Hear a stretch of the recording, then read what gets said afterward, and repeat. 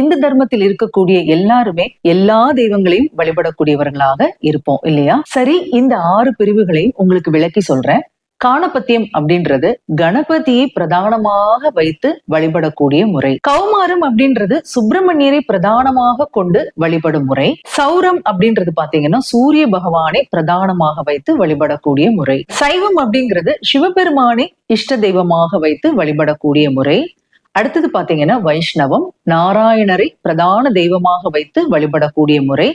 இறுதியாக வரக்கூடிய சாக்தம் அப்படின்றது சக்தியை பிரதானமாக, அதாவது இஷ்ட தெய்வமாக வைத்து வழிபடக்கூடிய முறை. இதுதாங்க இந்து தர்மத்தில் இருக்கக்கூடிய 6 பிரிவுகள். 6 பிரிவுகளாக இருந்தாலும் எல்லா தெய்வங்களையும் வழிபடக்கூடியவர்களாக இந்துக்கள் இருப்பதுதான் மிகச் சிறப்பு.